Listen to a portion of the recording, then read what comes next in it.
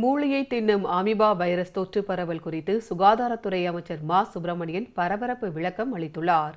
சென்னை ராஜீவ்காந்தி மருத்துவமனையில் சிகிச்சை பெற்று வரும் இந்திய கம்யூனிஸ்ட் கட்சியின் மூத்த தலைவர் நல்லக்கண்ணு உடல்நலம் குறித்து அமைச்சர் மா சுப்பிரமணியன் கேட்டறிந்தார்.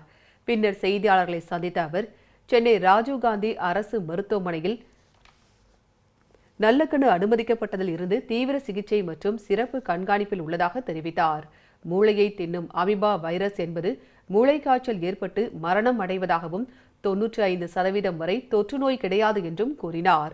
நீண்ட நாட்கள் பயன்படுத்தாத நீச்சல் குளங்களில் சுத்தம் செய்த பின் பயன்படுத்த வேண்டும் என்றும் அமைச்சர் மா சுப்பிரமணியன் கூறினார். கேரளாவை பொறுத்தவரை ஒரு 18 பேர் இந்த மூளையை தின்னும் அமீபா அப்படிங்கிற ஒரு நோய் பாதிப்புக்குள்ளாகி சிகிச்சை பெற்று வருவதாக இன்றைக்கு சொல்லப்பட்டிருக்கிறது. கடந்த ஒரு வார காலமாகவே அந்த நோயின் தன்மை என்பது அங்கே கூடியிருக்கிறது. இது 95% வரை தொற்று நோய் அல்ல.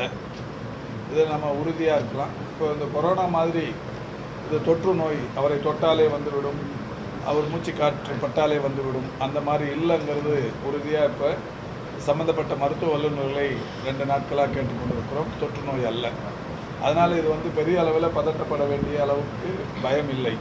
இருந்தாலும் தமிழ்நாட்டிலும் கூட அந்த மாதிரியான ஒரு மாசுபட்ட குளம் குட்டைகளில் அந்த குளிப்பதை தவிர்த்து கொள்வது நல்லது.